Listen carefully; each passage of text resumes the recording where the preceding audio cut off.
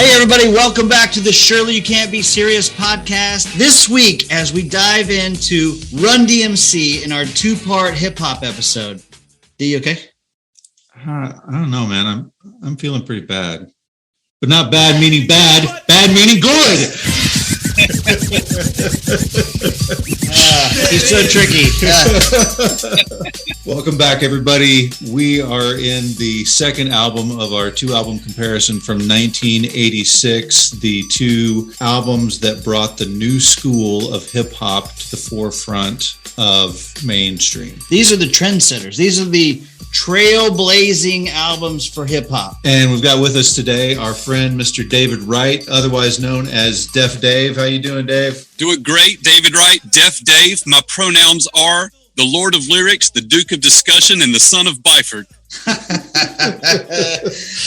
That's awesome, Dave, man. We're awesome. So glad to have you back. You are a hip-hop expert, and that's why we invited you here. The lyrics and the rhymes are just going to start falling out of your mouth as soon as we get going here. I would say I'm an expert on rap from the 80s for sure, and I'm fascinated by the history of how it all got started in the 70s, so I'm excited to be able to talk about it with you. Okay, so in this episode, we're going to do a little bit on the history of rap. We'll do a little bit about the beginnings and the origins of Run-D.M.C. and where they got started and how they got going. And then in our next episode, we'll go track by track through the Raising Hell album. Yeah, we're midway through this series of episodes. If you have not caught our Beastie Boys episode, go back 2 episodes and hear the story of the Beastie Boys from way back in history, and then listen to our epic track by track coverage of Licensed to Ill. That's right. And at the end of the track by track on Raising Hell, all 3 of us are going to give our final judgment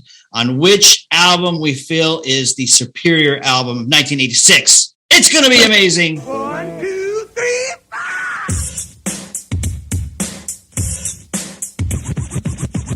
4. All right. Well, Dave, get us started on the history of rap and what we need to know before we can make our final judgment here. Well, I'm going to pick up the story in the 20th century this time. I'm not going to take you back to the 1800s. Okay, good. The birth of hip-hop, and the story we're telling today is a tale of 2 Jamaicas. On April 16th, 1955, in Kingston, Jamaica, Keith and Nettie Campbell gave birth to the first of their 6 children, a little boy named Clive. A little over 2 years later, in October of 1957, in Jamaica, Queens, Daniel and Evelyn Simmons gave birth to their second son, Russell. Now, Daniel and Evelyn each held a pair of degrees from Howard University, and they had moved to Queens when Daniel had gotten a job as a public school administrator. And just a few years later, in 1964, they moved to the slightly better neighboring neighborhood of Hollis, Queens. And just a couple of weeks later, in November of 1964, they gave birth to their third son, Joseph Simmons. So that's where the tale of 2 Jamaicas begins. But the Simmons family doesn't really come into play for another 10 years or so. But in 1967, the Campbell family moved from Kingston, Jamaica to the Bronx. And they moved into a tenement building called Sedgwick Towers. So just for the record, in 1964, that was Joseph's first Christmas in Hollis. Is that what you're saying? That is exactly right. Okay, good. Okay, but if you go back to the Campbell family, in 1967, the Campbells moved from Kingston, Jamaica to the Bronx, to a tenement building called Sedgwick Towers. Okay. And this is when young Clive, the first of their children, was 12 years old. When Clive was in high school, he'd only grown up to be about 5'8", but he had turned into a real sturdy guy. He was buff, he was strong, and he was physically dominant on the basketball court. And because of his physical strength, his basketball teammates gave him the nickname of Hercules. Okay. A couple of years later, one of his sisters, named Cindy, she needed some extra money for clothes. So they tried to figure out a way to raise a little bit of money. And Clive remembered when he was living in Jamaica, they have dance halls in Jamaica. I don't know if it's traditional to Jamaica or if it's just kind of traditional to maybe like the equivalent of their party scene. And so he borrowed his dad's sound system, set it up in the community room of this tenement building, and they decided to throw a party to raise money so Cindy can get some clothes. I'm with you so far. Spoiler alert, it was a huge success, but it was enough fun that they kept doing it and kept doing it. And the reputation of these parties began to grow and the crowd started to get bigger. And so the nickname that his basketball teammates had given him, and started calling himself DJ Kool Herc. Okay, so that is probably right there why we have the tradition of rappers and DJs giving themselves nicknames. Okay. And in 1972, he discovered, this is what I love about the history of hip hop, is that the origins are very specific and they're very known. In 1972, he came up with the idea of setting up 2 turntables at the same time so that he can cut quickly between 2 records. This had never really been done before. Okay. And what he had learned from studying the crowd was that the favorite part of any song they played was when it broke down into like a percussion break in the middle of the song. So he decided, what if I only played the percussion breaks, if I only played the beats from these breaks? And what he did was he would cue up the percussion breaks, the break beats on each turntable, and when the break would come to an end on one, he'd play the other turntable. Okay. By doing this, he could extend the good part. Okay. What he discovered was have 2 copies of the same record.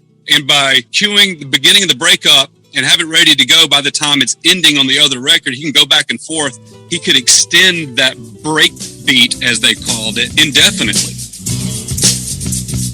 This is what DJ Kool Herc was famous for. He came up with a routine that would cut between 3 different records. And the very first merry-go-round routine he came up with included Turn It Up and Set It Loose by James Brown, Bongo Rock by the Incredible Bongo Band, and The Mexican by Babe Ruth. These all 3 had these percussion breaks in them, and he would just rotate between the 3 of them and keep them going for a long time. And the crowd would just go nuts and go nuts and go nuts. This was the very beginning of what became hip-hop. Awesome. Okay. So by playing these extended break beats, the crowd would jump in and start dancing. And the longer that he kept this thing going, the more they would dance and the crazier their dance moves would get. And so these people that were dancing during these breaks, these were the break dancers. This is how you get the term break dancing. The break dancer. Dancing. Okay. Yeah, I get it. Okay. I love it. He had a regular group of guys who were like particularly acrobatic and inventive on the dance floor. He called them his break boys, which became B-boys. So that's why any hip hopper is now known as a B-boy. That's awesome. So now you're coming between twin records or between 2 turntables. You've got break dancers and you've got B-boys. Wow. So in 1974, there was a movie that came out called Earthquake. Are you familiar with it? No, I don't know this.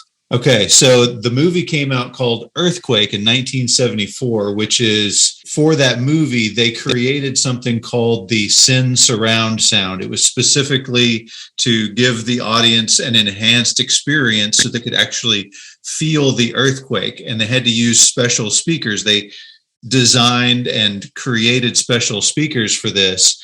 And all of the DJs who were now playing in not just the gymnasium or whatever, but also playing in the park said, if we can recreate these speakers, we can have the loudest speakers around. And so they reverse engineered it, figured out how to make the earthquake speakers. And that's how they got the name Earthquake Speakers. Wow. Cool. And then they would have dancers who were like dancing on top of the speakers. And I've seen it. They will stop the music and say, hey, get off the speakers. So in Jamaica, there's this tradition called dance hall toasting, which is very similar to what we would know as rapping, where someone is taking a microphone and speaking over some music that's playing back with the purpose of exciting the crowd and entertaining them. And so something Kool Herc added to his routine, with all this breakdancing going on with the B-boys, is that he started encouraging the crowd and hyping them up by grabbing a mic and starting to give real simple rhymes that was on beat with the break loop that he was playing. But what he soon found out, because, keep in mind, all he had was 2 turntables. He didn't have a modern system with a crossfader or switch or a mix or anything. He was kind of doing all this manually and trying to stay on time with it all. And it was a little too much to try to add the toasting. Yeah. So what he did is he delegated that to a friend of his. And that is how Coke LaRock became history's first MC. And so in the Jamaican toasting halls, they were known as Master of Ceremonies. So Coke LaRock is the name of the first MC in hip hop. Now, we mentioned Scott LaRock in the Beastie Boys episodes, and fans of 80s rap may recognize the name Scott LaRock from Boogie Down Productions. Both those guys know their history because both of those names are an homage to Coke LaRock, the very first rapper. This is all happening at Sedgwick Towers. This is right there at Herc's home. And all this innovation's happening within 72 and 73. As a matter of fact, according to the PBS documentary series History Detectives, they were able to pinpoint the exact birth of rap. It was on August 11th, 1973, in the community room of Sedgwick Towers at 1520 Sedgwick Avenue. Right there in the community room, 2 turntables, extending the breakdancing with rapping on the microphone. August 11th, 1973, rap is born, and it's all from DJ Kool Herc. 1, 2, 3, come on. We got DJ Kool and Duck Get Fresh. Rock it to the beat, cause we are the best. Hey, every time you say two turntables, I'm like, and a microphone. I just keep wanting to say 2 turntables and a microphone. As it turns out, Kool Herc would not keep up with all the innovations that would quickly come in the following decade. But he is known as the originator. As a matter of fact, he never put out any recorded material until 2019. He did his first album. Really? But, yes. Wow. But he's always been known, recognized, and respected as the originator of rap.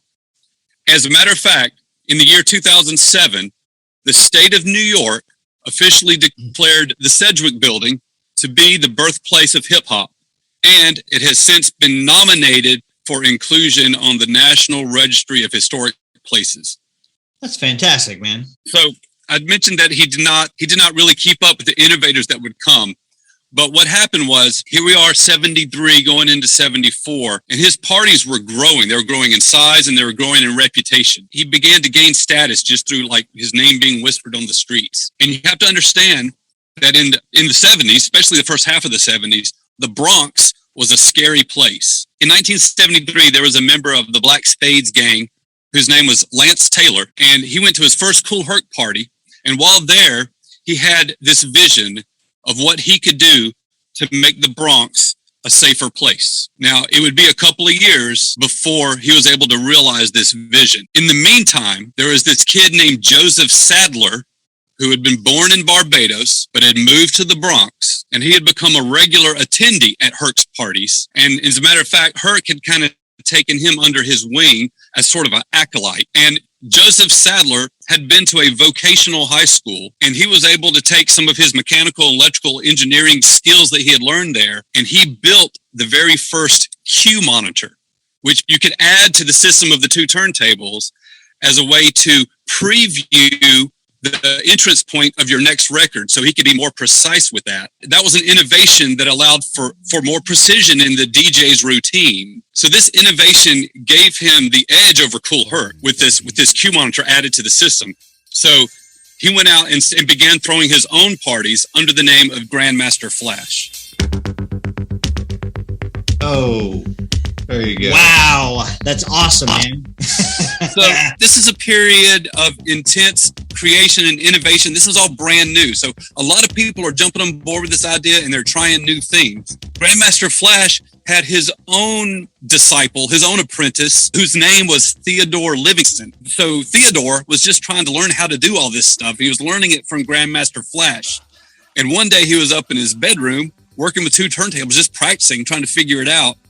And and his mom busted in and said, "What's that noise?" and so it kind of scared him. He kind of jumped in. He put his hand down on the record to stop it because he had to talk to his mom. And when he put his hand down on it, it kind of slipped under the needle and it made this cool little zipping sound. And he goes, "Whoa, what was that?" And he did it again. And he went back and forth a few more times. And then he started doing it in rhythm. And that is how scratching, the technique of scratching, was invented. That's by accident, because awesome. Theodore Livingston's mother scared him. You're bringing it strong tonight, man. You really are. Love it. And so Theodore Livingston is now better known as Grand Wizard Theodore. Yes. And so he's one of the big names from the 70s, and he's credited with inventing scratching. Wow. So 1975, Kool Herc is still throwing his parties. And Lance Taylor, if you remember Lance Taylor, he had that vision in 1973 of how to make the Bronx a safer place. Okay. He had been running with the Black Spades, which is one of the more violent gangs in the Bronx. But by 1975, Lance had begun DJing, and he quickly earned the reputation for playing ultra rare break beats. Okay, so that's what they called these percussion breaks that they were always looking for, because that's just the part they wanted. They wanted that part and nothing else. They could just play that. Well, it quickly got to the point where everybody was familiar with the common ones. And so he was looking for more obscure records to reveal beats that no one had heard before. And so he specialized in finding the most obscure songs, primarily from funk and soul, but from a wide array. So with his heightened influence that he had from running these parties, Lance Taylor was able to successfully realize his vision of how to make the Bronx a safer place. And he basically co-opted the Black Spades and turned them into, he renamed them the Zulu Nation. And he began to call himself Africa Bambaataa. Yeah. And he used hip hop and rap and creative expression as a way to channel the kids on the street, channel their energy in a positive way in order to move them away from crime and away from violence and just steer them into these creative outlets.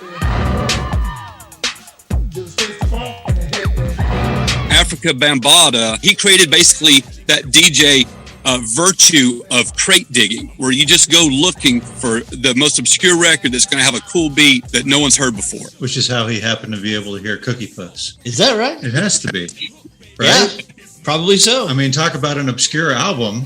Yeah. 3 white kids from Brooklyn. Yeah. Yo, I want to talk to Cookie Puss, man. Cookie Puss. Okay. So those are the 3 giants: Kool Herc, Grandmaster Flash, and Africa Bambaataa. They are the giants of hip hop. If you're going to have a Mount Rushmore, those are 3 of the faces right there. Okay. But what this created in the 70s was this breakbeat culture, this DJ party culture. There was something new that was just kind of had risen kind of grassroots. And people were sneaking recorders into these parties and making these bootleg mixtapes. And they were selling them on the street. And the DJs, usually, they didn't know anything about it. But they were selling these mixtapes on the street. And these served to kind of spread the gospel. And so kids outside of Manhattan, outside the Bronx, in the other boroughs, these mixtapes kind of made their way out to the suburbs. And so this idea was catching on. And it was all just organic. And I just find all of that very cool, that there was this new way of playing records that basically turned the DJ into the star, into the entertainer, where it was all based on taking pre-existing material and remixing it in a new way. So it's basically editing for entertainment. It's live looping, live editing for entertainment. I've always found that extremely fascinating, and I have to say it impacted me professionally, impacted my career, because I'm a professional video producer. I'm a video editor. And that charge I get from taking different material, raw material, and crafting something new out of it is the same thing that interested me about hip hop and about these early days in the Bronx in the 70s, with so much innovation and creativity going on all at the same time. Okay, so these were still largely house parties or block parties, but the scene was getting too big. This was something new and something different. And so what was happening is, in the cold months, they were actually starting to book venues. They would rent out clubs or rent out these venues to throw their parties, which now these were becoming events that needed to be promoted. In the summertime, they would just go out to the park, and they could plug their turntables up to the telephone pole and just start doing their thing, and the crowd would gather. And so it created, it was a snowball effect of so many people trying to learn the secrets of this new trade. And so you had all these DJs coming up. One of the more prominent DJs of the 70s from this new breed of DJ was someone known as DJ Hollywood. And so you have to understand that at this time, rapping, right, MCs were strictly in a supporting role. The DJ was the clear star, and the MC was really more like a hype man. He wasn't really trying to perform a song. He was just trying to get the crowd going. So it was very simplistic party rhymes, like throw your hands in the air, wave them like you just don't care. And it was nothing more complicated than that. like on and on until the break of dawn. Well, there was this DJ named DJ Hollywood. In the vein of rapping like that, he came up with the rhyme. He was the inventor. Wait. Rapping like this and like this and like that? It's like this, like that, it's like this, y'all. Please do that lots and lots. Okay, I got you. Keep going. Okay, so it was DJ Hollywood who, in the vein of doing these type of simplistic improvised rhymes, he came up with the rhyme hip hop, hip to the hippity, hip hip hoppy, you don't stop rocking the bang bang boogie, say up jump the boogie to the rhythm of the boogity beat. And that caught on. So that hip hop, hippie to the hippity hip hop, finally this movement, this new culture had a name, and it was called hip hop. And it came from DJ Hollywood's improvised rhyme that night. Nice. It's great. Dude, you're hitting grand slam after grand slam. Keep going. So this initial period from 1973 at Sedgwick Towers up through about 1978, this era was hip hop 1.0. This was the original scene. This was the grassroots organic creation of something new. And it all started in the Bronx. Well, you talked about DJ Hollywood, and it was around this time. You talked about 78. It was around 77. He had a close friend named Eddie Chiba. Yep. And this is kind of where your two Jamaicas meet, because Eddie Chiba, DJ Hollywood, they would influence each other's styles, grow from each other. And one night, a guy who you had mentioned earlier, who was born in Jamaica, Queens, happened to have dropped out of college and be trying to look for something to do. And he came across Eddie Chiba and he said, this is what I want to do for the rest of my life. That was Russell Simmons. That's like the Blues Brothers having that moment in the church where the light hits them and they start doing cartwheels. Right? Yeah, so what had happened was in 1975, Russell Simmons was out of high school and he had got busted for smoking pot. And his dad said, nope, you're going to college. And he kicked him out and he went over to Harlem and he enrolled at City College of New York. Okay. While there, he made friends with a guy named Rudy Toppin. And Rudy was into party promotion. He was plugged into this new breed of DJ type of party scene. And he was one of these guys that was going around promoting these club events that had started growing out of these house parties. And so he brought Russell along to help him out. And so this was Russell's first hustle. He was into party promoting. And by the way, it was during this time, Rudy observed Russell's high energy work ethic and gave him the nickname of Rush. So Russ has the nickname of Rush. Okay. And so there was this one night in 1977 at the Charles where they walk in and Eddie Chiba is rapping over a looped break or the looped intro to Flashlight by Parliament. Just keep your partner and stay on the floor. We're going to do a little like an eel. We continue on with the music, yo. It's time for you to be real. This was the I see the light moment.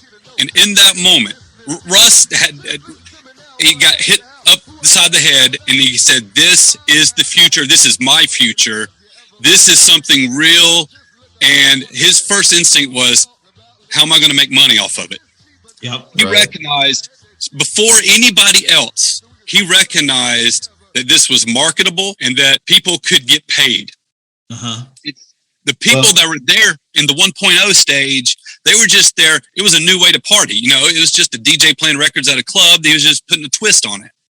But Russell was the first person to see that this could be monetized and that this could be marketed. He was the first businessman, the visionary that could turn this all into something viable. He decided he was going to get into his own promoting. He quit working with Rudy and he started promoting his own. He was friends with the program director at the college radio station, the college where he was attending. The program director's name was Curtis Walker. And so they began promoting their own events. So you have to understand that Russell was the visionary who took hip hop from these ad hoc parties to like organized concerts and ticketed events and that kind of thing. He was kind of the trailblazer in kind of finding places that would take these acts, and then a circuit developed where you could just kind of make the rounds booking your act. And one of these other promoters during this same time, one of his competing promoters was a guy by the name of Junior Rames. Now, you probably haven't heard of Junior Rames, Okay. but you've heard of his brother, actor Ving Rames. Wow. Nice. That is a nice nugget right there. So they were booking all these events, and they were developing this circuit, and they were promoting parties. Russell was the businessman, but Curtis Walker was the star. He was the rapper on stage that people were coming to see, and he went by the name of Curtis Blow. You know where he got blow? From cocaine. Right. So what? Wait a minute. What? Eddie Chiba. Chiba is another name for marijuana, and they're like, well, Curtis Walker, that's no good. What do we got a drug that's better than marijuana? About Curtis Blow. Wait, keep in mind the first MC ever was Coke LaRock. So this was working. The first party that Russell threw on his own, was 800 people showed up for it, and it only held 600 people. So he was flush with cash. He made the money. He was happy. He was thrilled to death. So he and Curtis were in business, and he would go home. Russell would go home to Queens. He'd come in with stacks of cash late at night, which made a huge impression on his little brother, Joseph. Little Joey was about 13 years old, and he was amazed that big bro was coming in with stacks of cash and all these stories about working in the clubs with these rappers and DJs that Joey was listening to on mixtapes that people were passing around at school. So by 1978, Curtis Blow needed a DJ, and Russ knew exactly who to come to for the job, because his little brother, Joey, who was just 13, had been chomping at the bit for months to be able to join him. And he was learning and practicing at home how to work the turntables. And so finally, they tapped him to be the DJ for Curtis Blow. So with Run-D.M.C, whenever you hear him referred to as DJ Run, you might wonder, he's not the DJ, so why is his name DJ Run? It's because he started out as Curtis Blow's DJ in 1978. As a 13-year-old. As a 13-year-old. His first night on stage ever in his life. He's 13 years old, and he's on stage with Curtis Blow and Grandmaster Flash. That's incredible, man. Son of Curtis Blow. Son of Curtis Blow. I heard that he got the name Run because he was a fast worker. Is that it? Yep. Okay. Just like his big brother Rush, Run had a high energy personality and work rate, and they say he was always running off at the mouth. There you go. Yeah. That seems about right. So he was DJ Run. He was billed as the son of Curtis Blow. And they spent several years doing this act, and Run would rap. He would take his turn on the microphone. And so he was still a kid who's in junior high, and he was spending his weekends at the clubs performing. So here we are in 1979, and there was a writer by the name of Rocky Ford who had just written a piece for Billboard. Rocky IV? That's the one where Rocky takes on the Russian. You killed Apollo. I must break you. Rocky Ford. Rocky Ford, okay. Rocky Ford had just written a story for Billboard on this new breakbeat culture that had taken root in the Bronx. Okay. And he was taking the train through New York when a flyer for a Rush Promotions party caught his eye. It just caught his eye. He just noticed it. When he got off the train, he saw a little kid hustling around, running around, putting up flyers for parties, and it also had the Rush name on it. And so this inspired him. He's always looking for his next story to write. So he decided he would write a story about who this promoter was, because he appeared to be a big deal. Well, first of all, the little kid he saw tacking up posters in a hurry, that was Joseph Simmons, putting up flyers for his big brother. But he was able to track him down at his offices and met with him. And he was inspired to write this story because Rush Entertainment appeared to be the biggest mover and shaker, on the scene. And so they met, and there was an exchange of ideas. So Rocky got his interview with Russell, but in exchange, he taught Russell about the music business and how the music industry works and how the record business works. And so that was obviously a very important step in Russell's life. But Russell had a vision for his life and for his future. He believed in it, and he was at a point where he had to prove it to his dad.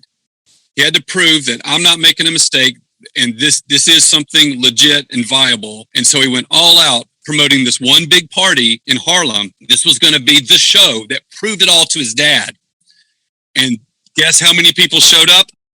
Nobody. Zero. Nobody.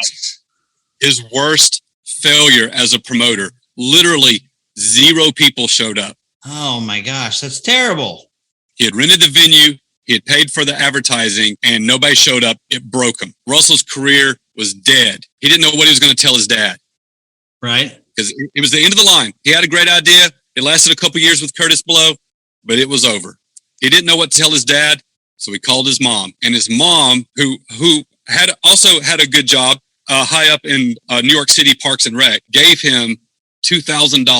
And it's only because of that $2,000 that he was able to continue. And so with that money, he decided he was no longer going to go into party promotion and that instead he would move into artist management. Okay. And so with this decision made, he went back to Rocky Ford, the billboard writer who had told him about the music business and told him what he wanted to do. And Rocky had already been talking with an ad exec at Billboard magazine named J.B. Moore, and they had decided they were going to do something that had never been done before.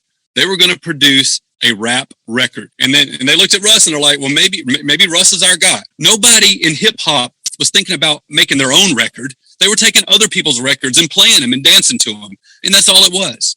But Russell and Rocky and J.B. Moore decided they were going to make a record. And this is kind of cool. The rapper they had in mind for their record was Eddie Chiba. Well, Russell has Curtis Blow as his one and only client. Well, Russell wants in on that, but they want Eddie Chiba. So Russell takes them to a show where both Eddie Chiba and Curtis Blow are performing on the bill. And it's all on Curtis Blow's shoulders. It's like, this is on you, buddy. This is your chance. Put on the performance of your life. These guys want to make a record. You've got to blow Eddie Chiba off the stage. Step up, make it happen. So like some kind of movie moment with everything on the line, Curtis Blow takes the stage that night. You can hear the theme music playing in the background, and he blows Eddie Chiba out of the sky. And that is why today, most people have probably heard of Curtis Blow, but most people have probably not heard of Eddie Chiba. They still haven't made their money, right? Russ is still broke. He's living on this, he's squeezing by on this money that his mom gave him. But he's already pioneered organizing hip hop into organized shows. He's already pioneered a circuit of venues for performers. And maybe he didn't realize it yet, but he had already pioneered the idea of managing or representing rappers. And now he was ready to pioneer the producing of actual rap records. Now, their idea, Rocky Ford and J.B. Moore's idea, was to do a novelty song. They decided they would do a song about Santa Claus, and they wanted to make it a rap record. Now, that's a million miles away from all this vital, energetic, creative, awesome stuff happening in the clubs, but they're trying to find a way to present it to the public. So it's this nice little novelty comedy record about Santa Claus. But then something went wrong on the way to the studio. Somebody beat him to the punch. I said a hip hop, the hip it to the hip hop, you don't stop the rocker to the bang bang boogie. Say up jump the boogie to the rhythm of the boogie to beat. So Rapper's Delight was a massive hit for a group called the Sugar Hill Gang. This record blew up and is considered the first rap record in history. It was massive. Everybody had this record. It sold 14 million units, this one song. Wow. Yeah. Here's the problem. Guess how many people had heard of the Sugar Hill Gang before that record came out? 0. Nobody. Right. Nobody. Guess how many gigs they had performed in the clubs? 0. Had they even existed before? No. They were purely a creation of the record label. They were a studio act. They were absolutely fake. They were not authentic. They didn't come from the scene. They didn't come from the clubs. As a matter of fact, they stole well-known routines from other people and put it into their song. They were a boy band. They were New Kids on the Block. Wow. They were. Wow. So everybody in America, right, is loving this song. It blew up, but everybody in the Bronx, everybody around the New York area that knew what real hip-hop was like, they hated these guys. They hated them. They were posers. They were fake. Russell hated them, not because they were fake. He hated them because they beat him to the punch, and they got their record out first. So they pushed forward. Russell, Ford, and Moore pushed forward with their plan. And in time for Christmas 1979, they released Curtis Blow's Christmas Rappin'. Hit it! the second ever rap record. Now, that music was performed by a couple of session players named Larry Smith, who was playing bass. Trevor Gale was the man on the drums, and the guitarist was a guy named Eddie Martinez. Larry Smith is a name I recognize. Isn't Larry the one that produced the first two Run-D.M.C albums? Yes. Okay. So now they have their record. Okay. They have Christmas rapping, but how do they get it out? They need a label. So Russ pulls off this ingenious scam. First of all, he sends copies out to these key influential DJs around the city. Then he writes up a bunch of fake orders for Christmas rapping and sends it to Polygram. Like, he has a Polygram Records order sheet to fill out, and he just fills it out with all these fake names, everybody requesting Christmas rapping from Polygram. They get all these orders in, and they're like, number one, we don't have it. Number two, what is it? We don't know what this record is. But they fell exactly into Russell's plans. It made them curious. And they're like, well, clearly there's a demand for this record. Look how many people want it. Brilliant. And so they tracked down the producer and said, hey, we need to sign you. We want to distribute this record. And that's how they got the record deal for Christmas rapping. That is the fadeaway swish, if ever there was one. That's genius, man. This guy is a marketing genius. Yep. He combined street hustle with college education and a visionary business sense. He's tricky. He's tricky. And he tricked Polygram Records into signing Curtis Blow. Now, Curtis Blow becomes the first rapper in history signed to a major record label. Incredible. Brilliant. He quickly followed that up in January of 1980 with his second song, The Breaks. Now, The Breaks is a record that anticipated what Grandmaster Flash would do a few years later with The Message, which is basically rapping about how hard life can be in the city. But with these two records, they were both hit records. And so Curtis Blow, at this point, 79, 80, he becomes rap's first official star. Clap your hands, everybody, if you got And with these hit songs, he has to hit the road. And so he hits the road with DJ Run. What they learned here was that rap was very economical, right? All you needed was a record player and a microphone. There's very little overhead. These shows cost basically nothing to put on, so they were making a lot of money. It was very profitable. But with every show, Joseph Simmons, he would take his turn on the microphone. So he was 14, 15 years old, and he was rapping every night in front of Curtis Blow's crowds. So it was during this time of Curtis Blow's success, early on his Polygram career, and he's on the road a lot with Joseph Simmons as his DJ. Russ is growing his client list. He's got more than just Curtis Blow now. He's signing up several acts, one of which is Dr. Jekyll and Mr. Hyde. Okay. And in 1981, they had a song called Genius Rap. This proved to be their biggest hit, and Dr. Jekyll and Mr. Hyde, even though they appear in Crush Groove, the movie, they never really had a big rapping career.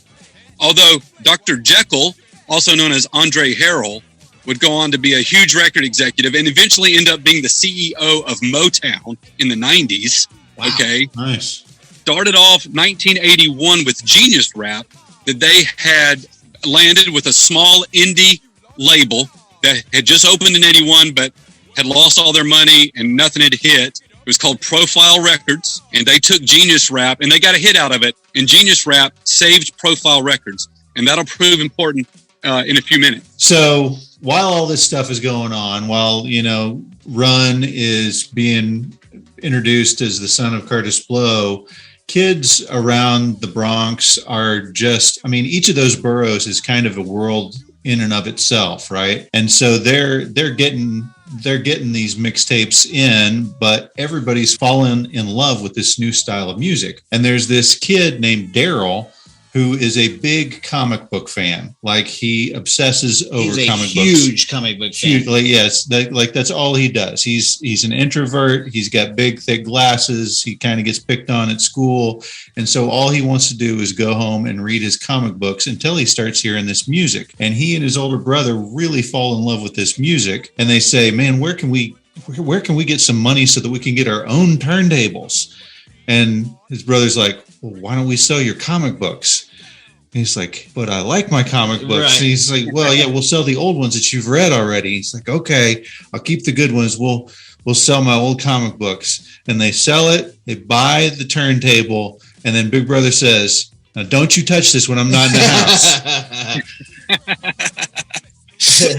So he tries to emulate the guys, and before he was trying to emulate the superheroes. He would have his, he'd have his playtime emulating the superheroes. Now he is trying to write poetry, trying to write raps, so he can emulate those guys from the other boroughs who are now doing this music that is brand new and on the scene. So Daryl and Joseph had been going to the same elementary school since kindergarten, but because Daryl's birthday was in May, he was actually one grade ahead of Joseph. So they were never in the same grade or same class in elementary school. So although they had gone to school there together, they weren't really friends. But at this point, at high school age, as it happens, with Run on the road with Curtis Blow a lot, they both end up joining a local basketball league. They end up on the same team, and they renew their acquaintance. They recognize each other from elementary school, and so this is where they really became friends, was playing basketball together. So yes, Daryl was an introvert. He liked to stay at home, but he had discovered this music,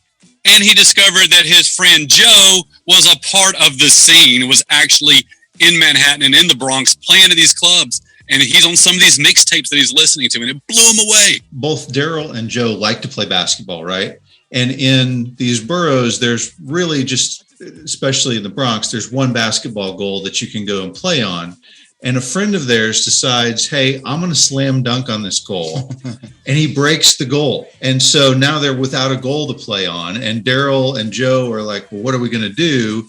And Daryl says, hey, why don't you come over to my house? I've got a basketball goal at my house. We'll play over there, right? And so they go over to Daryl's house and they play basketball. They work up a sweat. Joe's thirsty. He's like, hey, man, can we get a drink of water? And Daryl's like, man, I'm not really supposed to have people in the house. No company. No company when the parents aren't here. He's like, man, I'm dying of thirst here. Like, all right, come on, you can come in. And when he comes in, Joe sees the turntables that the comic book money had bought. And he's like, whoa, what have you got going here? And he's like, oh, yeah, my brother and I got these and I do this a little bit. So you just do the turntables? You just do the DJing? And Daryl's like, oh, yeah, I do it. That's all I do. But sure enough, Joe finds his notebook and he starts reading through. He's like, did you write this? Did you write these rhymes? And Daryl's like, yeah. And he's like, listen, my brother, when I graduate, is going to let me record a record. When that happens, I want you to record with me. I want you to be the guy who records with me on that record. And Daryl's like, yeah, okay, whatever, your brother. Yeah, whatever. It's only later that he finds out who Joe's brother really is. Yeah. So Daryl was a homebody. He was an introvert. He was probably a nerd. And his parents were, and particularly his mother, were overly protective of him. So here he is living in Hollis, Queens, and he's going to a private school for high school. So he's wearing a uniform and he's wearing these big, thick glasses. So he's prime target for bullies, and he's got to walk the city blocks to get to his house. And so he's used to hiding his glasses. Like when he's coming up on people on the street, he takes his glasses off, puts them in his pocket, and tries to get by them without any trouble. And when he's in the house, he's content to just stay there and read and look out the window. So after this happens, and Joe's like, hey, you've got some good rhymes. You need to come with us. I'm going to these shows. Joseph was always trying to get Daryl to come with him. And Daryl wanted to go, but his mom wouldn't let him leave Queens. So it's like he asked his mom, please, but she still said no. and so he was all upset and pouty, looking out the window while his friend Joe is off in the Bronx somewhere rapping on stage, and he's sitting there just reading his comic books. So here's the thing about Daryl. He was really shy, and he would never imagine himself rapping in public. And what would happen is they had set up their turntables in the attic. And so they called their attic space the lab. And Daryl and Joe would spend all their time every day in the lab, just messing around, scratching on records, writing rhymes, rapping back and forth. And they just did this every day for a long time. And this is where they developed their rapid fire exchange, switching between lines, switching words within a line, that kind of thing. This is where they developed that real tight ability to perform together. And it was during this time that Daryl came up with his first name for himself, which was Grandmaster Get High. And then later, he would soon change his name to Easy D. But what was amazing what blew Joe out of the water and made him a big believer in Daryl was that this meek, mild-mannered Clark Kent, who didn't want to get picked on, would go up in the lab and come up with the most vicious, tough guy rhymes that could just blow anybody off the street. When he was rapping, he transformed into the Superman version of himself. But Joe couldn't get him to perform anywhere. So across the street or nearby, you had they called it 2/5 Park. It was on 205th Street. And this was the park that was the scene for all the parties in Hollis that were going on. So these kids that were figuring out how to be a DJ by listening to these mixtapes, or maybe going to a club show in the Bronx, they'd come back and they'd try these things. They were hooking up their turntables in 2/5 Park and throwing their own parties. And so there was a competition among DJs to see who could draw the biggest crowd and who can keep the party going the best. And at this time, the best DJ in Hollis playing at 2/5 Park was a guy named Jazzy Jace, who was a member of the 2 Down crew. And so every once in a while, Joe could get Daryl out of his house. He wasn't allowed to leave Queens, but they'd go down to the park when the parties were going on, especially when Jazzy Jace was on the turntables. And all these kids were just eager to get on the mic and rap. They wanted to rap. Joe was bringing his own microphone. He's like, just plug it in. Just let me rap. He'd blow everybody away. But this is the scene that kind of created that competition among rappers. You were no longer just praising the DJ, but you were also trying to convince people how good you were and that you were the best person on the microphone. And it was this scene where DJ Run really honed his skills. But there's his friend Daryl hanging in the back of the crowd, not saying a word. Now, Joe knows what Daryl's got inside him, but nobody else knows. So Jazzy Jace, whose real name is Jason Mizell, he was like the tough guy. He was a street guy. Okay, yeah. Daryl and Joe were both stable, loving homes, comfortable middle-class existence, good, normal, safe lives. And they were considered by the guys in the park to be soft. Right. And Jason was somebody who was hard. He was a tough guy. He was from the streets. He was the kind of guy that was friends with everybody. He was friends with the straight A students and the nerds, but he was also friends with the guys on the corner dealing drugs, the tough guys that you wanted to stay away from. He got to be friends with them too. So Jason had cred. And so and he knew Joe from school. They were in the same grade together at school. So when Daryl and Joe would come over to the park, Jason was the guy looking out for him. Nobody messed with Daryl and Joe because Jason said so. And if Jazzy Jace doesn't want you messing with those guys, then you know they must be cool. During this time in the early 80s that Joseph is continuing to bug Russell to make a record. He wants to make a record, and Russell keeps putting him off. But in 1982, Larry Smith and Trevor Gale and Eddie Martinez, the three guys who had helped perform the music, the session players who had performed on Christmas Rappin', they formed their own band called Orange Crush. And that's Crush spelled with a K. And they were signed by Rush Management. And the biggest song they put out was called Action. It was sung by Allison Williams, who was also a Rush client. But what's significant about it is that it had a beat that Russ particularly really liked. So in 82, Sugar Hill Records' run at the top of the business was collapsing because they had signed a bunch of acts after the success of Rapper's Delight, such as Grandmaster Flash and the Furious Five and Melly Mel and all these kind of guys. And so during this time, CBS, right, Columbia Records, approached Sugar Hill to be their partner for distribution. There's a major label coming around wanting to sign them up. But then Columbia ended up backing out of that. They were kind of scared off by some shady business practices they were seeing. And this would later be a factor in them wanting to sign Def Jam because they were still looking for a rap label, but they didn't want to be in business with Sugar Hill. But they did. Sugar Hill did sign a major distribution deal with MCA Records. The problem was that deal was brokered by a guy from the mob. And very quickly, that relationship with MCA Records started to fall apart, and they were in legal trouble, and they found themselves in litigation in court. And this is why Sugar Hill kind of fell off the map. It created a space in the market for somebody else to step up. And so this is the landscape we're in when Trevor Gale, the drummer for Orange Crush, comes to Russ and says, I've written a rap song. I want to make a record out of it. Well, Russ didn't care about this guy's little, okay, great, you wrote some rhymes, whatever. He's like, okay, sure. You know what? Joey has been bugging me to record a record, so I'm going to go talk to Joey. He can rap this for you. But Joey's like, Cool. I want to do it. Let me bring my friend Daryl. Russell says, no, I don't like Daryl. So what are you talking about?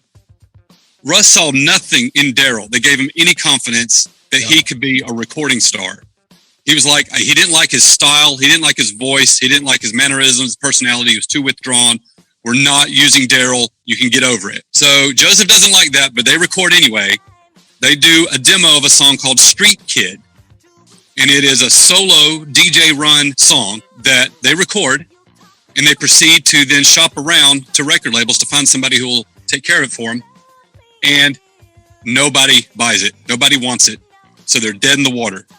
And Joseph is dejected, and he feels like, that's it. I had my shot. Now I'm not going to be a rapper. I'm not going to be making records. I got to find something else to do. Meanwhile, Daryl has enrolled at St. John's University. So by this time, it's the fall of 1982. They seemed like they had a good run. It was fun, but you got to get on with life. And so Daryl and Joe and Jason all end up enrolling at different colleges in the fall of 82. Daryl is at St. John's University, studying to be a business major.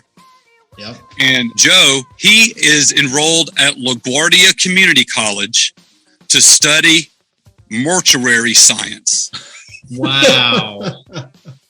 Wow.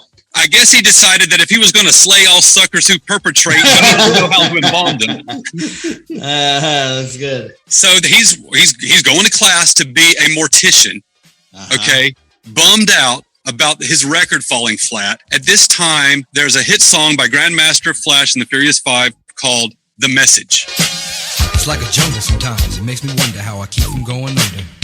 So this song was a huge hit, and it painted a bleak story of life in New York City. And Run was inspired to do something similar. So he came up with the idea of a song called "It's Like That," which just tells the story of how times can be tough. And so he calls up his friend Daryl and says, I had this idea for a song, kind of like The Message. It's going to be called "It's Like That." Let's see what we can do with this. Okay. And so Daryl, daydreaming in English class at St. John's University, writes the lyrics to "It's Like That." He shows it to Joe. Joe loves it.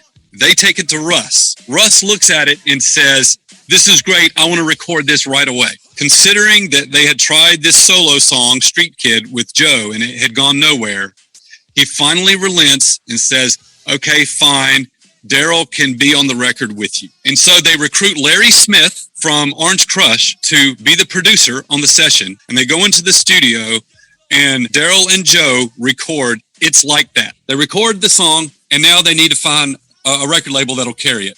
And they shop it around again, no biters. They shop it around to majors. Nobody's interested. They can't find anybody that will buy it. And Russell's desperate at this point. You know, he's trying to place this record for his brother. He remembers that Genius Rap by Dr. Jekyll and Mr. Hyde had saved Profile Records. Yeah. So he calls them up, and this is a struggling, small, tiny little independent record label, and said that he had this record for him. And he said, I want this much money for it. And Profile Records said, no. We'll take it for half that much money. And Russell, with no other choices, said, fine, we'll take the deal. And so at that cut rate deal, Profile Records released "It's Like That." And so that original 12-inch immediately took off. Boom. It ended up selling like 20,000 copies of just this 12-inch. Now they needed they needed a B-side for this single. So they had to come up with something fast. So what they did is they turned to the rhymes that they had for a long time. These were rhymes they'd come up with in the park and in the attic, in their lab, that they had for a while. They just dug through their notebook, found some old words. And then for the track, they went back to Larry Smith, and Russell said, hey, you know that beat from Action that I like so much? I want to reuse that.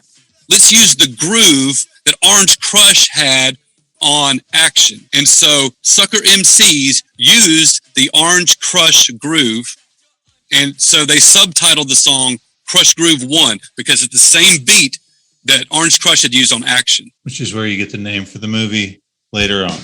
Exactly. Crush Groove.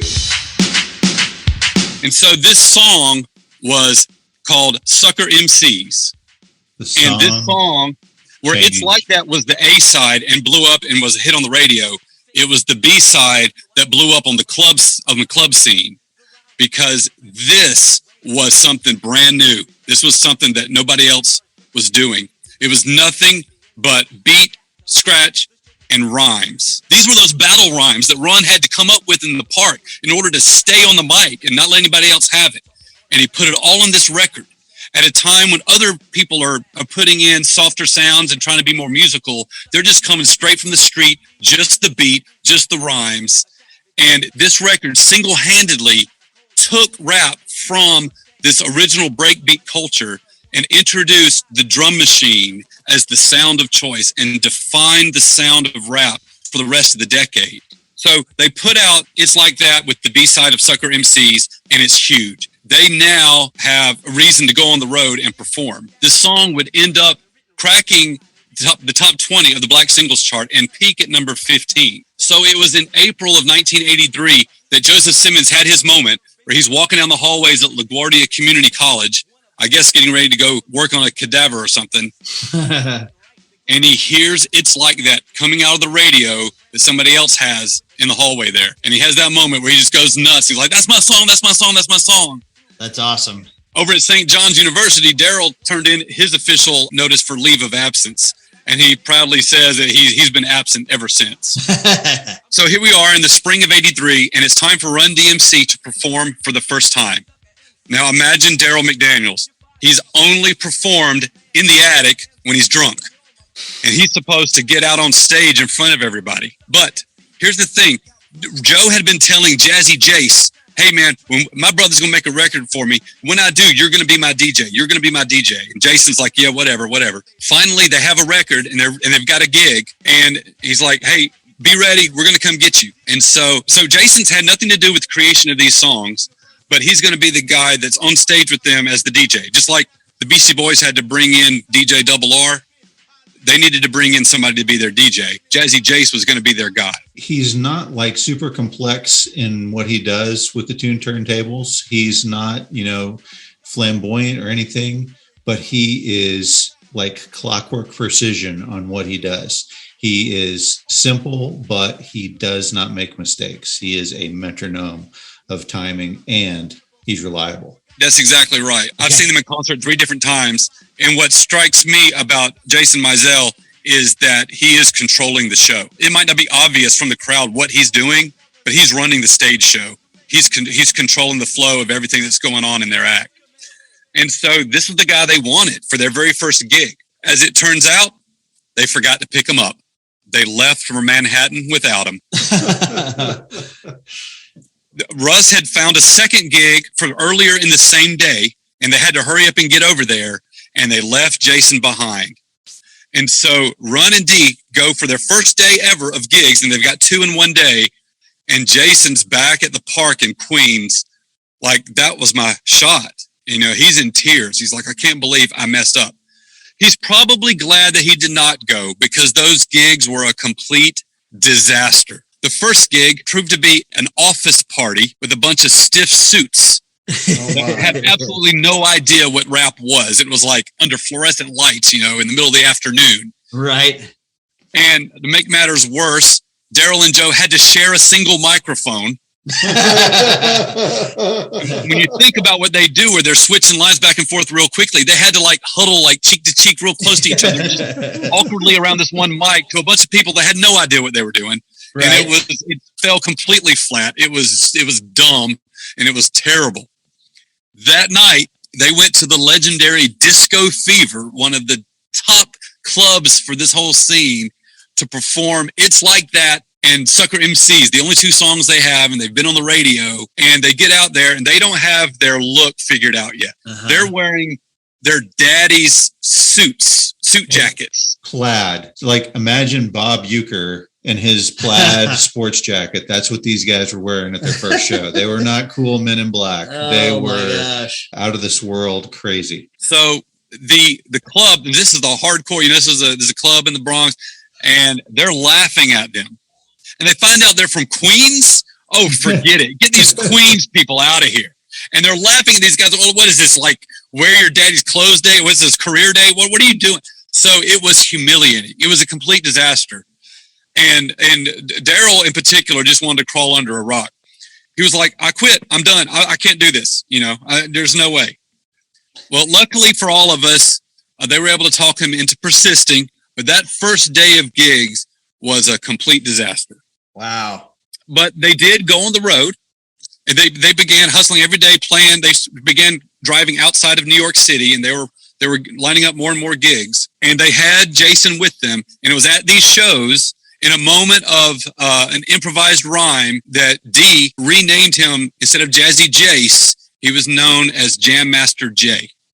Jam Master J. And by this time, Daryl McDaniels, who had been going by Easy D, had come up with the name DMC by playing with his last name of Daryl McDaniels. He came up with DMC.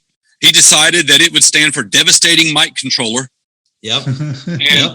And Russell agreed to it because his favorite car was from the DeLorean Motor Company. Yes. There you go. Are you telling me that you built a time machine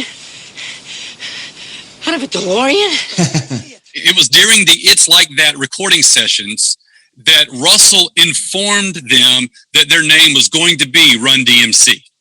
Okay. He told them, that's your name. Okay, so I've got a story about how they got their name. So you talked about how he was playing with the letters from their last name, and of course Run gets his name from way back from DJ Run.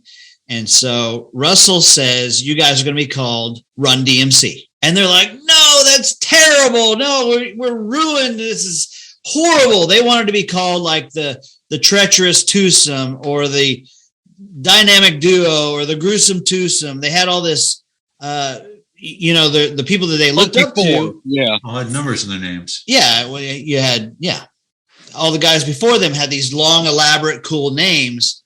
The Furious Five, the Funky Four, the Treacherous Three, the Cold Crush Brothers. Yes.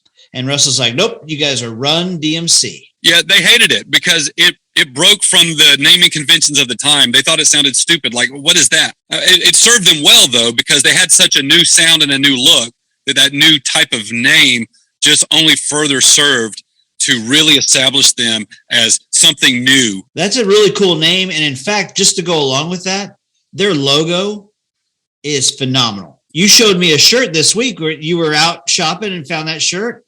And like hipsters wear it now. They have it as onesies and stuff like that. And it's really cool. And he actually said, I heard Daryl McDaniels say that somebody told him that the three most effective logos out there were Coca-Cola, McDonald's, and Run-D.M.C. I believe it.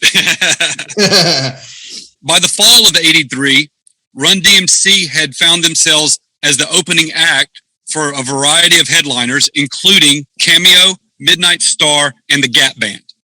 Okay, wait a minute. Cameo, famous for the song Word Up. Yes. The Gap Band, I know, is from Oklahoma City. And their song is You Dropped a Bomb on Me. Yes. Okay. And what was the other one? Midnight Star. Midnight Star, I got nothing. No Parking on the Dance Floor. Oh, okay. And Freakazoid. There you go. There it is. Okay. Yeah. Okay. Cool. Okay. Also, and this is weird, I know Run-D.M.C. only had one single out at this time. As far as anybody knew, they could have just been a one-hit wonder. Right. But here in the fall of '83, there was actually an episode of The Jeffersons that featured Run-D.M.C.'s one and only song, It's Like That. And it was performed on that episode by all people by Sister Sledge. Wow. So I wonder if I'm confident. I think I probably watched every episode of The Jeffersons. I think I probably saw that. That's interesting. And I was breakdancing at the time. So I bet I was wise enough to go, why is this girl group singing my rap song right now? Yeah. But they didn't do a half bad job. So as '83 is rolling into '84, Run-D.M.C. is staying on the road playing shows, and Russell and Larry Smith go back into the studio to work on more material. The first thing they do is come out with another two-sided single that follows the same pattern as It's Like That and Sucker MCs, which is a song called Hard Times, which again follows the message template of talking about how tough things can be. Right. And on the B side was a song called Jam Master J. Jam Master J, Run-D.M.C. Yeah, I heard about this. So Daryl McDaniels talks about this too. He said they had to write a song called Jam Master J they had to have some way of introducing him as part of the band. Okay, it's a 3-part band. You have Run, you have DMC, and everybody in the crowd is going, okay, I get it. He's Run, he's DMC. Who in the hell is that? And so they had to use that song as a way to introduce him and sort of unite him as that third member of the band. Not only did they do that with the song, but they would go on to sample this song throughout the rest of their careers. Because this is the part where he goes, Run-D.M.C and Jam Master Jay, and he's cutting on Run, Run, Run in all his future records. And in their live shows, Jam Master Jay is the first one on stage, and he's cutting on these names that are mentioned on this song. It's Jam Master Jay record on the turntable that he's using to bring the act out on stage and to hype the crowd. So that song is significant for that reason. As a matter of fact, there's a lyric in that song that goes, we're 5, not 4, not 3, just 2 MCs with the claim to fame. Okay, when Daryl says, we're not 5, we're not 4, we're not 3, just 2, he's calling out his competition. He is specifically referencing the Furious 5, the Funky 4, the Treacherous 3. And so this is another example of just these battle rhymes, this confrontational, aggressive nature that Run-D.M.C was bringing to the records. The A-side record, Hard Times, was actually a Curtis Blow song. He had recorded a version earlier. So this came out, and it also did well, but it began to create a split between Russell and Larry. So Russell was all about beat only. Just give me the beat, nothing but the beat. And Larry Smith, who had a long career as a session player, he was trying to bring more musicality to these records. And whenever he would introduce musical or melodic elements, Russell would get mad and say, you're just trying to soften the sound. I don't want to soften it. So then one day they're in the studio. Now you have to understand, Larry is somebody that's been playing in bands for years, including rock music. And they take Run and Daryl to the studio to record a song that they've got ready, but they have to wait for the recording booth to come open. Because inside is the hard rock group called Riot. And Riot is busy recording a song, and they're banging away and wailing away on their guitars. And the guys sitting out in the lobby can't help but hear it. Right. And Larry's grooving to it, and Russ is like, you know what? We can be loud too. And so after Daryl and Joe recorded their parts that day, Russ said, why don't we try to add some guitar the way Riot was doing it? This was after Run-D had recorded their raps. And so Larry calls up his friend Eddie Martinez, who had played guitar on Christmas Rappin' and had been in Orange Crush with him, and said, can you come over here and lay down some guitar tracks for us? So Eddie Martinez did that, and this became the first rock-rap fusion known as Rockbox.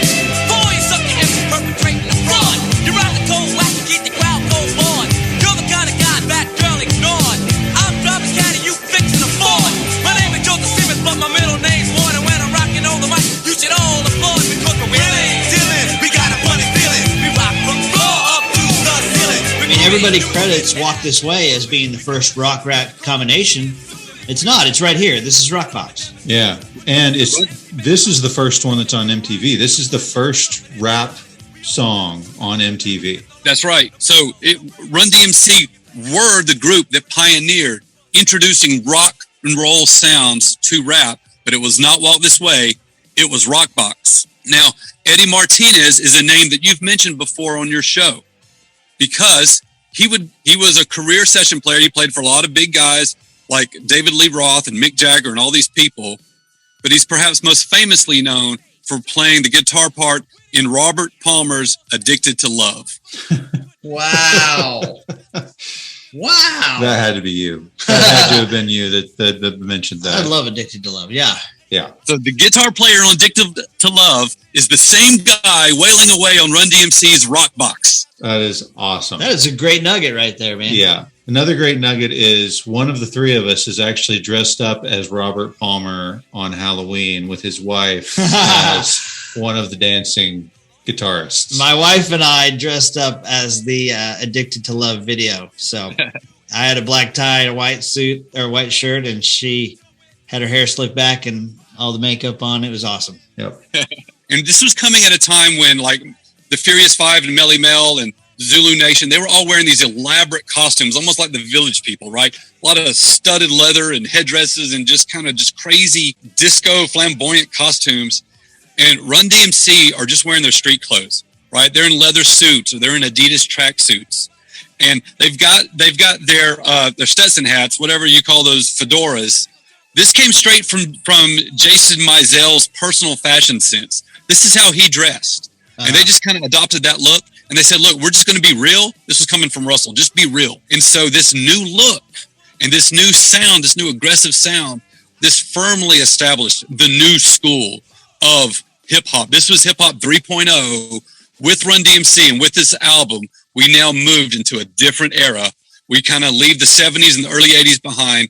We're moving into the mid 80s where Run-D.M.C. is going to reign supreme. Suddenly, with this album, everybody that came before them looks old and corny and obsolete, and that includes Sugar Hill Records. Right. So there's a space in the marketplace for a new label to step up. Well, this is the summer of 1984, and we've already talked about it.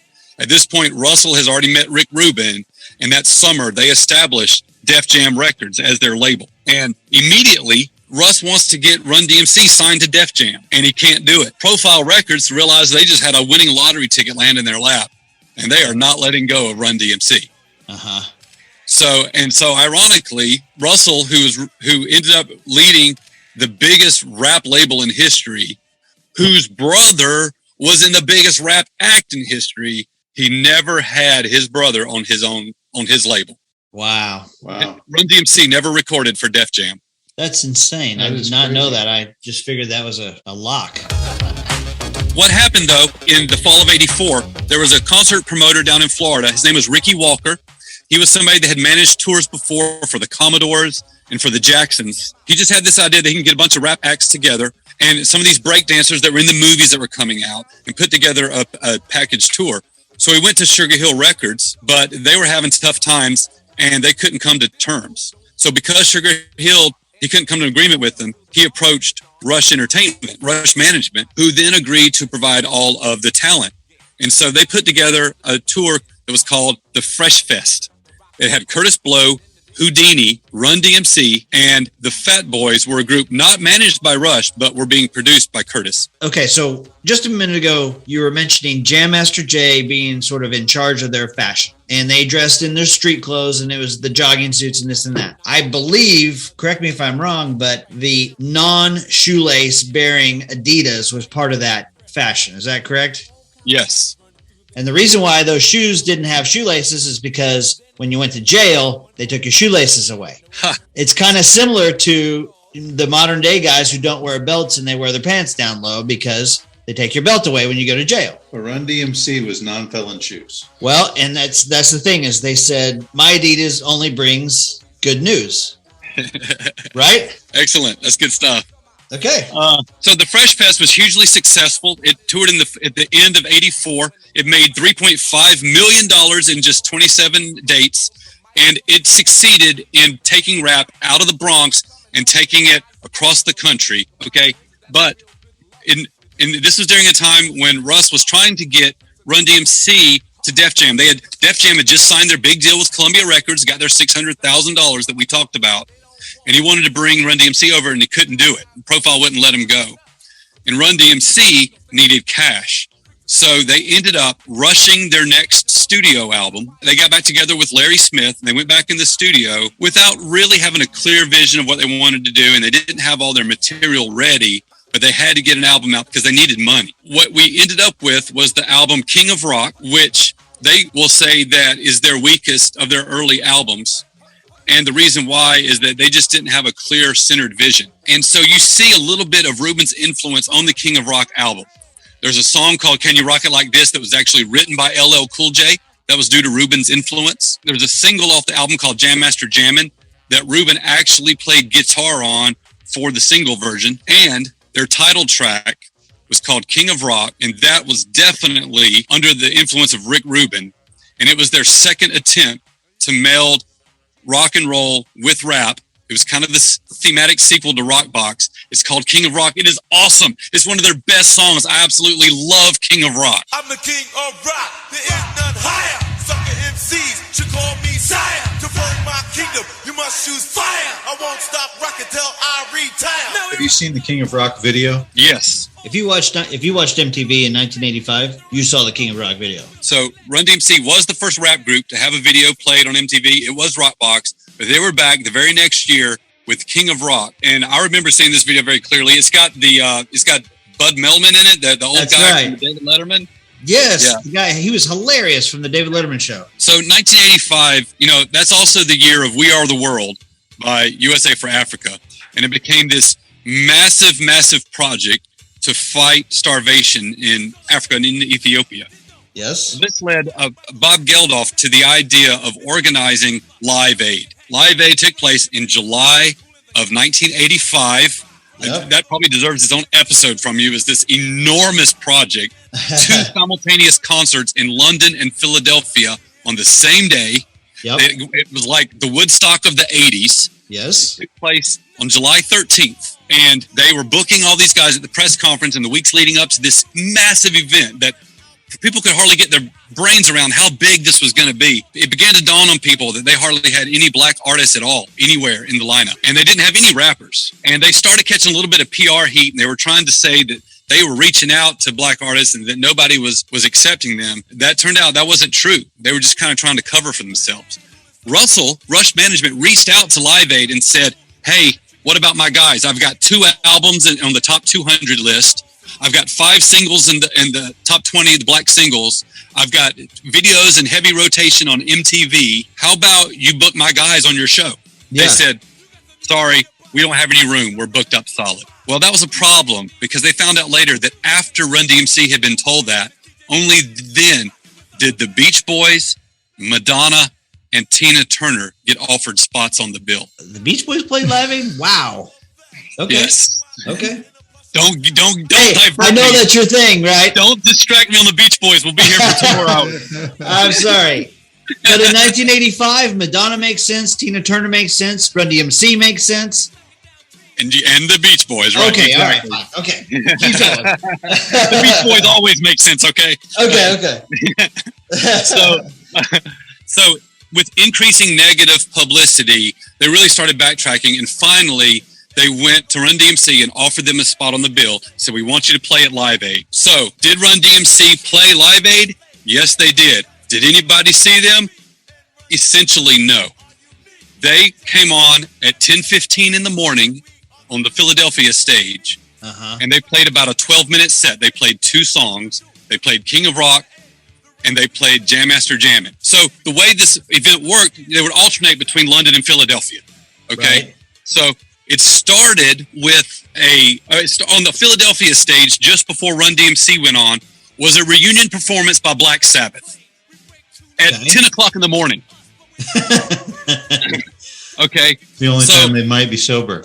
That's right. You got to catch them early. So when that was over, they cut to Sade playing on the London stage. And so while she's playing, the stage was getting set back up for Philadelphia. Okay, keep going. Okay, so he goes from Black Sabbath in Philly straight to Sade in London. They come back to Philly, and it's Run-D.M.C. Okay. Run-D.M.C gets part of one song out, and then they cut away from them. And the rest of their performance is not televised. And the reason why is they're doing this big introduction in London for Sting. And so Sting gets all the airtime, and Run-D.M.C basically gets cut out of the broadcast. But they did step on stage at Live Aid, and the poor got paid. There you go. That's better than a kick in the pants. Just a couple of weeks after Live Aid, they appeared on Dick Clark's American Bandstand, and that was followed shortly thereafter by Fresh Fest 85, where they restaged the concert tour from the year before with the same talent lineup. This time, twice as many cities, and they made twice as much money. It was hugely successful in getting hip-hop out to the masses. But this time, among the breakdancers, it included the 12-year-old son of the tour manager, little boy by the name of Jermaine Dupri, that you may have heard of. Okay. So speeding through 1985, the Crush Groove movie comes out in October. And during this time, Russ is trying to capitalize on Run-D.M.C's popularity, and he actually approaches The Cosby Show to try to get Run-D.M.C booked on an episode of The Cosby Show. And Bill Cosby said, you can have a Coke and the Smile and get out of here. We don't want that kind of music on my show. And so they were turned down. For those who don't remember, The Cosby Show was a humongous thing. If they could have landed The Cosby Show, they would have been handed the keys to the kingdom. I mean, that was a hugely popular show. Well, as it turns out, Malcolm Jamal Warner was a huge Run-D.M.C. fan. Is that right? Okay. Theo. And the guy playing Theo Huxtable on The Cosby Show. And at the same time, NBC was running a program called Friday Night Videos. Yes. And so even though Bill Cosby didn't want that kind of music on his show, they, at the time that the Crush Groove movie came out, Malcolm Jamal Warner and Lisa Bonet reprised their Cosby Show characters from the set of The Cosby Show, recorded a segment in character for Friday Night Videos where they introduced Run-D.M.C's next music video. And they played the King of Rock clip, not their video that had been all over MTV, but the clip from the Crush Groove movie, which was coming out at the same time.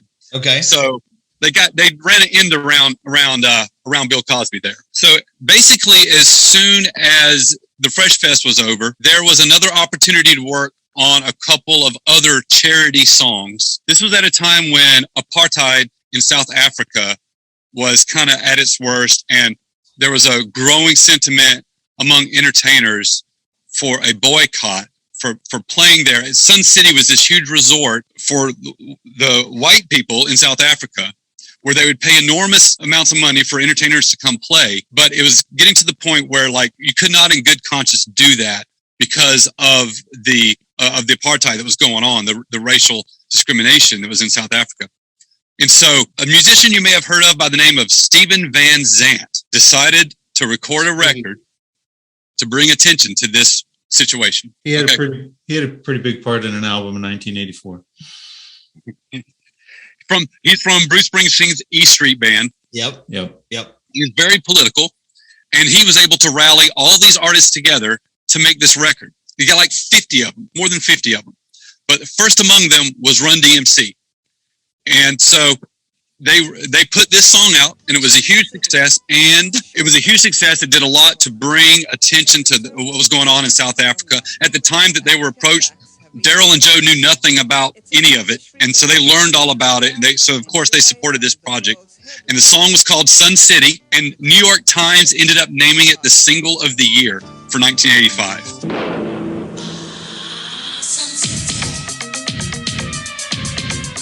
Wow. At the same time, January of 86 is just around the corner, and it's going to be the first ever MLK holiday. And Martin Luther King's son, Dexter King, decided he wanted to produce a rap record to teach kids about his father and the work he had done. And so he approached Run-D.M.C. and Curtis Blow and New Edition, LaBarge, Lisa, all these artists collaborated on a song called King Holiday.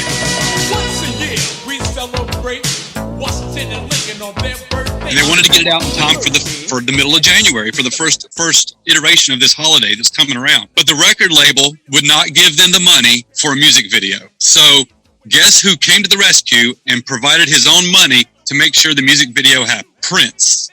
Whoa. He'd been unable to participate in the record because he was busy filming Under the Cherry Moon. But he came back and provided the money and allowed this music video to be made. That's awesome. Let me just make a comment. I can't let that go without saying Under the Cherry Moon is one of the worst movies of the 1980s. Purple Rain, awesome. Under the Cherry Moon, not awesome. Keep going. Okay, so that gets us to 1986. And it is these early months of 1986 where they begin working on their next album that will be Raising Hell. At this point, Larry Smith is out of the picture.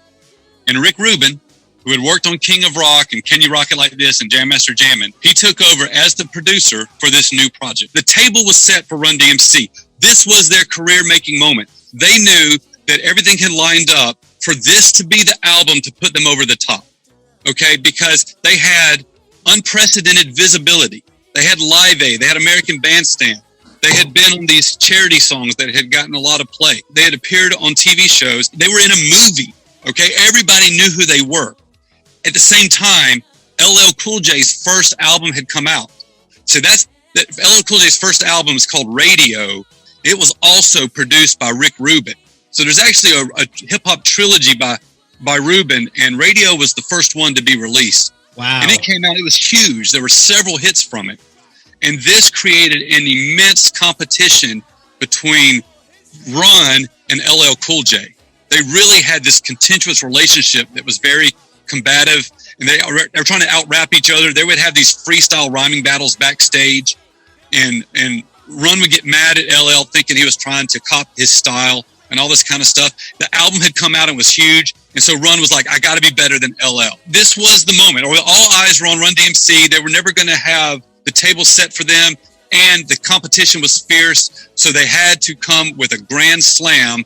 They didn't like the way King of Rock had turned out, and so they were determined to make sure that the next album would be the best it could possibly be. And with that attitude, they went into the studios with Rick Rubin and started laying down tracks for what would prove to be their greatest album in their career and one of the greatest ever in the history of rap. So, are we ready to jump in track by track? Next week. Oh, man. Next week, What? we're going to go track by track. We'll go through each of these songs from Raising Hell, and we will talk again with DefDave. Dear listeners, if you have been with us this long, please don't forget to hit that follow button in the face. Make sure to check us out on Facebook and Twitter. And if you want to send us an email, you can hit us at shirleypodcast@gmail.com. Thank you so much for listening. Dave, it has been awesome to hear these stories. Thank you so much. Thanks for having me on. I love talking about this stuff. We will be back with DefDave next week and go through Raising Hell track by track. See you then. Now Peter, Piper, pick peppers, but Run Rock, Rhyme, Humpty, Dumpty, fell down. That's his heart. Time, Jackie, nimble, what? Nimble, and he was quick, but jam, mass mud, faster, Jack's on Jay's dick.